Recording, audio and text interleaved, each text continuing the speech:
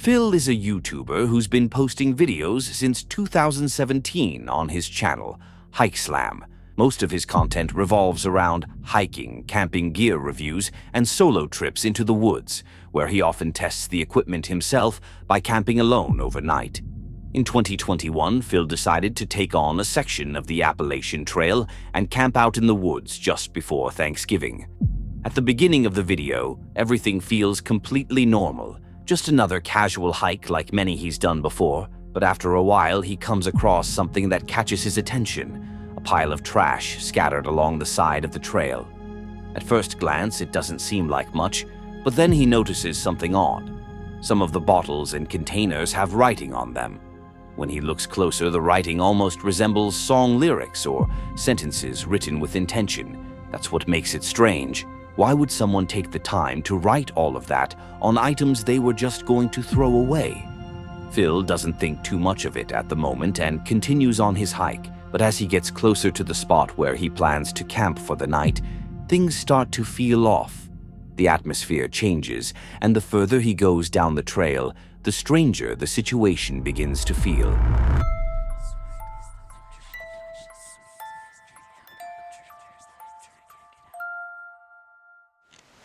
The weirdness continues.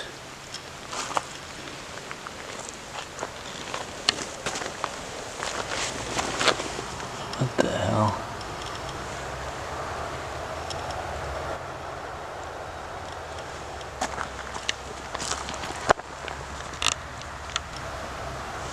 And there's a dead duck here. The notes themselves felt really unsettling. Some of them barely made any sense at all. Others read like fragments of conspiracy theories, and a few sounded almost like pieces of someone's personal story. It felt less like random trash and more like a window into the mind of whoever had written them. Right next to these notes, Phil noticed something even more disturbing: a dead duck lying on the ground. Given the context, it wasn't hard to assume that the same person who left the notes may have killed it. The fact that everything looked dry and recent suggested that whoever had been there hadn't left long ago. Honestly, if it were me, I would have turned around the moment I saw that duck, but Phil kept going. About 20 yards away from the scene, he spotted a tarp and the remains of a campfire. Realizing someone might still be nearby, he tried to move quietly and without drawing attention, continuing down the trail toward a shelter instead. Okay, well that was really weird. So as I was hiking toward the shelter, still considering what I was going to do for the night, these two women were hiking in the opposite direction. They had a little dog with them. They asked if I had seen the guy who was leaving the notes. I said he has a campsite down by the river because I could hear the fire going. I could see where his tarp was set up. He was actually just sitting on a rock down there. They were shocked I was still considering camping out there, but I decided that I didn't really feel like it, and plus they said that they were kind of freaked out and asked if I would go with them and walk past his campsite so they could get back to their car. So that's exactly what he did. Phil decided to turn back, walk with the women, and put as much distance as possible between himself and whoever had left those notes. After that, he changed direction entirely, hiking the opposite way in search of a safer place to spend the night. Thankfully, that part of the hike was uneventful, and he managed to reach a shelter and set up camp before darkness fully settled in. At this point, he felt a lot safer, knowing he was miles away from that unsettling area. After making himself a nice meal, he went inside the cabin to check the shelter log, the notebook where hikers usually leave notes, stories, and messages for others passing through. But that sense of relief didn't last long, because this is where things start to get really creepy again. Has a shelter log where people write in their trail names and what's going on. They can write whatever they want in there. So it's kind of cool tradition here. So let's see what this one says. Little engine, back section. Hiking again finally. Great day on the AT. This was in August. Magic. Some comics and writing and stuff. Alright, let's see what's happened recently. Holy crap. Wait a second. Hold on, I'm adjust the camera here. This writing looks almost exactly like the writing that was on that garbage a couple of miles from here. For some context, the shelter Phil was now staying at was over 2 miles away from the spot with the dead duck, and yet, when he looked down at the camp log, he immediately noticed something chilling. The handwriting inside was exactly the same as the one on those disturbing notes back on the trail. And it doesn't stop there. As he kept reading through the entries in the log, things only got worse, and a whole lot creepier. In 2018, while I was incarcerated at the Okaloosa County Jail, what the heck?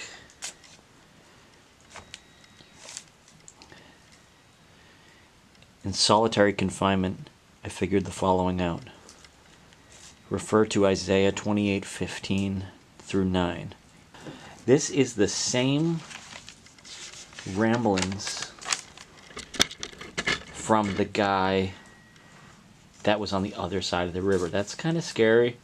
Wow, this is weird. It's just like it goes in one direction, then immediately goes in a completely different direction. And there's just so much of it. Like this line up here. Think grave robbery in an attempt to obscure the reality of little Mrs. Wolf. A man who had previously been in jail, wandering through the woods, killing ducks and leaving behind disturbing notes, with absolutely no one knowing who he is beyond concerning. Just by reading some of those messages, you can tell this person wasn't in a right state of mind, and that alone makes the situation dangerous, not just for Phil, but for anyone hiking those trails. As Phil was getting ready to go to sleep, he decided to walk back to the shelter one last time, just to make sure he hadn't missed anything. That's when he noticed something new. Half of a bottle hanging from a string, with a handwritten message on it that read, "Watch out for Yeet Mouse. The dead do walk and talk." At this point, he was completely unsettled. He left the shelter and went back to his tent, trying to get some rest. But as he was drifting off, he heard movement near the shelter. When he slowly poked his head out of the tent, he saw a man wearing a headlamp walking around the camp area. That was enough. Phil didn't hesitate. He packed up everything as quietly as he could and made his way back to his truck in the middle of the night, constantly checking over his shoulder to make sure he wasn't being followed. Thankfully, he made it home safely. Then, in 2024, Phil decided to return to the same area to see if anything had changed. This time, the place was completely clean. There was no trash, no notes, nothing out of the ordinary. The camp log showed entries from many other hikers, but no one mentioned anything strange at all. Whatever had happened there before was gone, leaving behind more questions than answers. Mason is a professional climber who uses his channel to document extreme climbs, often scaling massive buildings to raise money for women facing crisis pregnancies. No matter how experienced someone is, these climbs are always incredibly dangerous. One small mistake is all it takes for everything to end. This time, Mason set his sights on the Chase Tower in Phoenix, but unlike his other climbs, this one didn't go as smoothly. The video starts with him hugging his friends goodbye, and then, without any hesitation, he begins the climb using nothing but his bare hands. No ropes, no harness, no safety gear, nothing at all. Just him, the building, and a single slip standing between life and death. I hate chimneys. I hate stimming. Oh my gosh. Wish this was more like everything else, but we'll make do. It's really physical.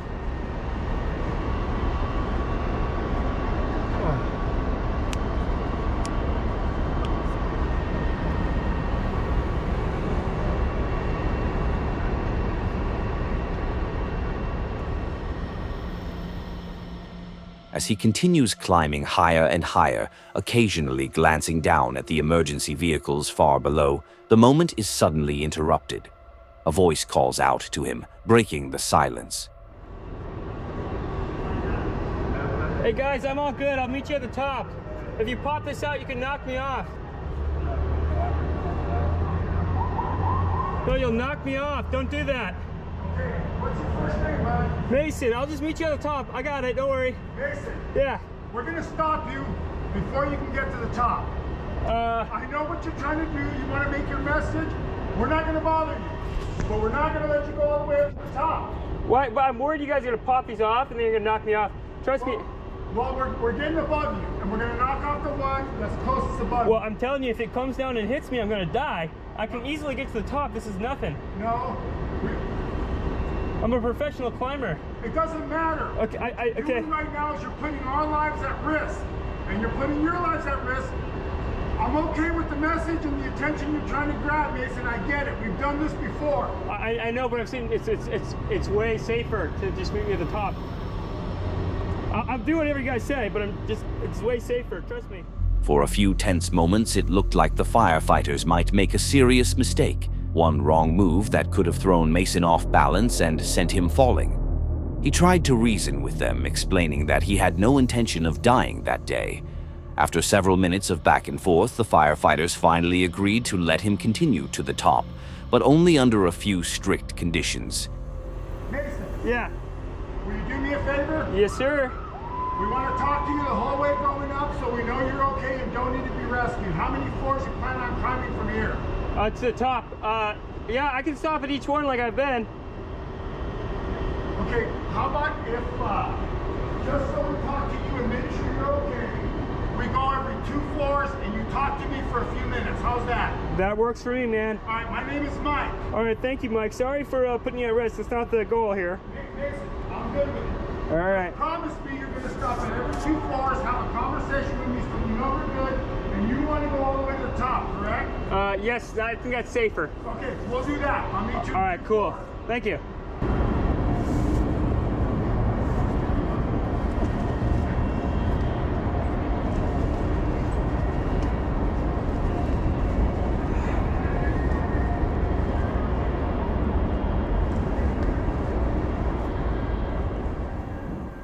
He kept climbing, and honestly, just watching the footage makes your stomach drop. Every move feels like it could be the last, but in the end he made it all the way to the top, where several firefighters were waiting for him, and surprisingly, they were laughing with him.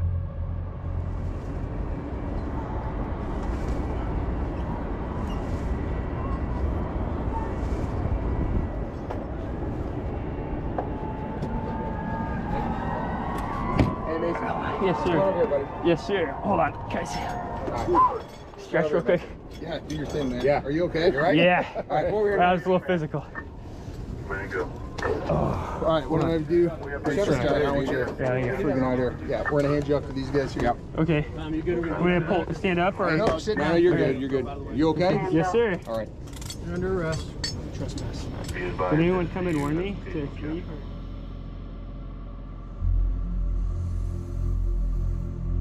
Action Adventure Twins is a YouTube channel run by brothers James and Ed, a duo who have been exploring tight and dangerous caves since early 2020. In January of 2022, the two set out to explore the well-known Petty John's Cave in Georgia.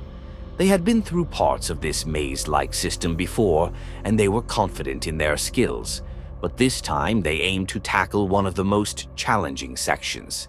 The adventure began normally, with the brothers squeezing through the narrow, cramped entrance to reach the first open chamber of the cave.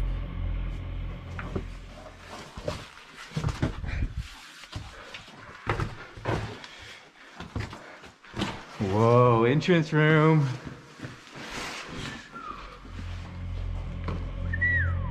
Soon enough, the passages started to tighten again, forcing them to crawl through increasingly narrow tunnels. But this was only the start.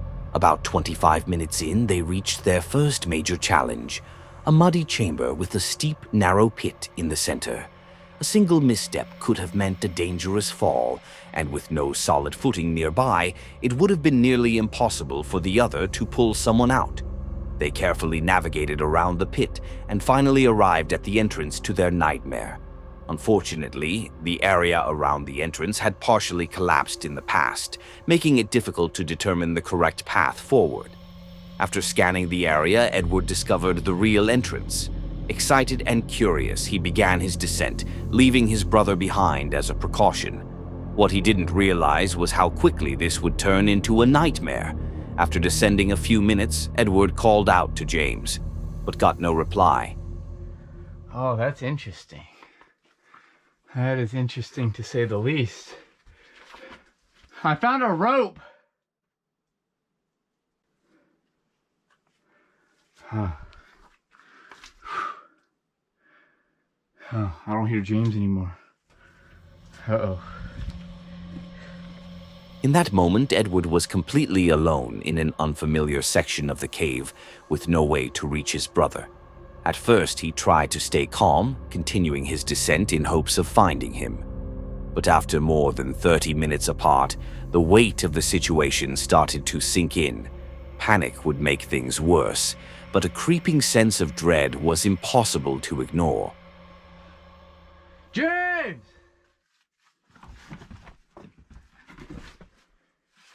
James! It's been like 30 minutes since I last saw him. I don't even know where I'm at. I tried to go back to the last place I saw him, and everything just looks the same. It's just a jumble maze. Calling out repeatedly to no avail, Edward decided to retrace his steps. Unfortunately, he had underestimated just how confusing this maze of tunnels would be. Every passage looked the same, jagged walls and narrow tunnels offering no landmarks. One wrong turn could wedge him into a space too tight to escape, or worse, drop him into an unseen chasm. The footage captures Edward's excitement at first, quickly turning to fear and confusion, until all that remained was silence as he moved deeper into the cave. Luckily, his story didn't end there. After wandering for a while, Edward spotted a small piece of tape attached to the wall. The tape? Yeah. Okay, this tape looks familiar. Oh yeah. This has got to be the way.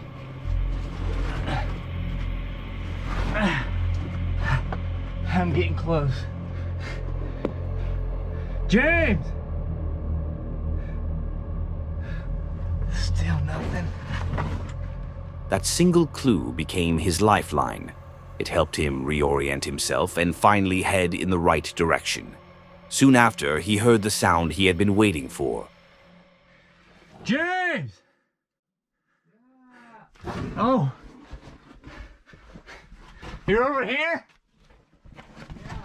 Oh, dude.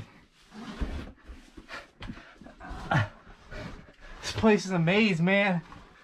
Oh, hey, I see your light. Dude, I thought we were never gonna see each other. Dude, I know. Oh, I found my way back up to the mystery room. Oh, man. There's 2 different ways to get up there. Really? Apparently. I found some ropes that go down to the Emerald Pool, I think. That's where we need to go. Okay. The brothers reunited and stayed together for the rest of the expedition, eventually making it out of the cave safely without serious injuries. They continue to explore caves on YouTube, but now with a much stronger respect for how quickly things can turn dangerous underground. Now, if you got here, that means you like what you're seeing, right? So how about hitting that subscribe and like buttons, and if you truly enjoy it, you might as well hype the video and click the bell icon to be notified when I post. Also, take a look at this awesome merch. Maybe you'll like something. Derek is a guy who's passionate about motorcycles. He often shares videos showing his lifestyle and just how thrilling biking can be. But this particular video was a little different from his usual content. While riding home one day, a random idea struck him. He spotted a house perched up on a hill that looked completely abandoned, and for some reason, he felt drawn to explore it. Dude, I want to explore that abandoned house so bad. I'd love to go and check it out, but it'd probably be a really bad idea to do that. Oh, driveway for it right here. Let's see what's up there.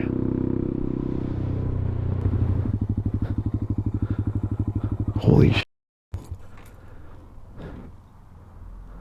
Oh my god, this is cool. Outside the house, Derek noticed strange markings scrawled across the walls, though it might have been just kids messing around.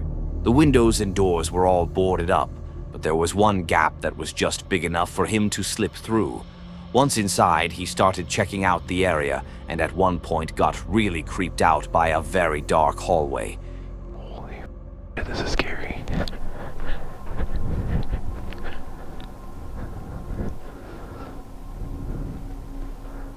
Dude, this is how horror movies start.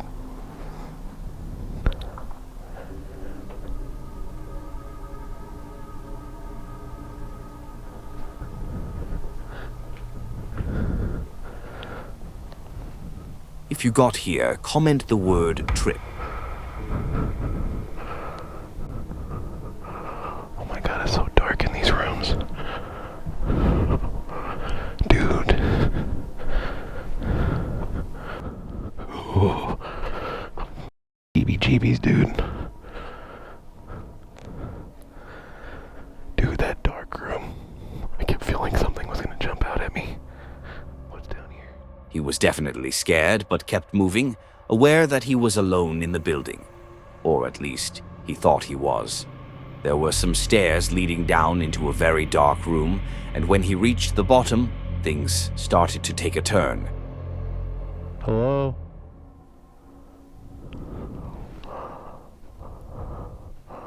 Sleep, goat, horse, dog, pig, snake.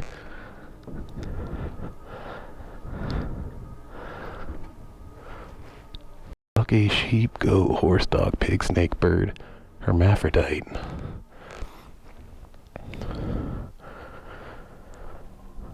Oh man, this is... Dude, I think I hear somebody. I think I hear something.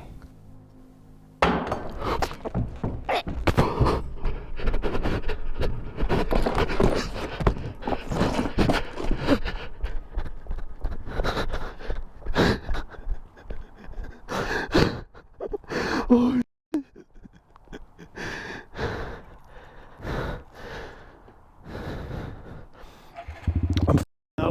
I'm out.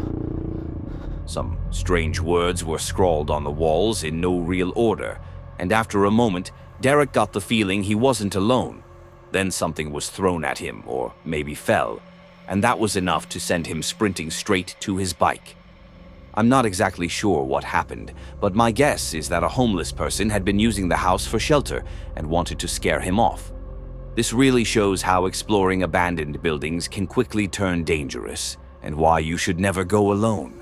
These places are often home to people in risky situations, homeless individuals, drug users, or others, and it's usually safest to just stay away. Clayton is someone who doesn't normally make YouTube videos, but he shared one to show just how close he and his family came to a really dangerous situation. They had planned a trip to Havasu Pai, a remote reservation in the Grand Canyon known for its stunning turquoise waterfalls like Havasu Falls. The hike started on a beautiful, calm day with no warning of trouble, but that quickly changed when a sudden light rain began. They waited in their tents, hoping it would pass, but then everything took a turn.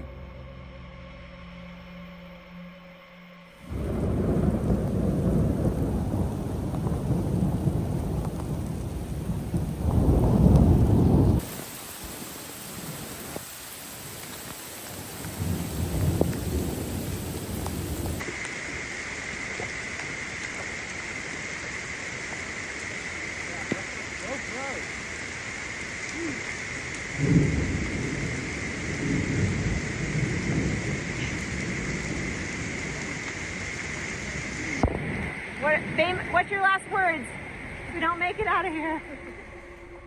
They received an evacuation warning, urging them to get to higher ground immediately. For those who don't know, even a small amount of rain in Havasu Pai can transform a serene paradise into a deadly trap almost instantly.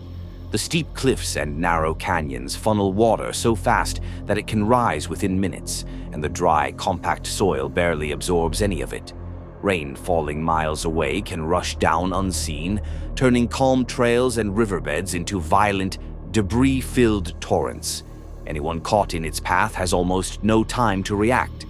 Within minutes, the area where they had camped was flooded, and they were incredibly lucky to make it out safely.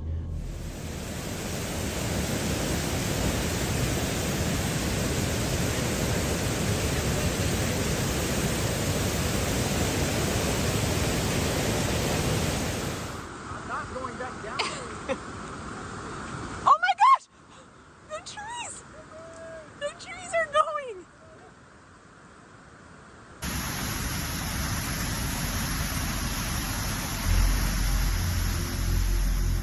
Most campers had to leave their gear behind as they raced to higher ground, and despite the early warnings, many hikers were still trapped. Rescue helicopters were dispatched, trying to reach those stranded and get them out of the rapidly rising floodwaters.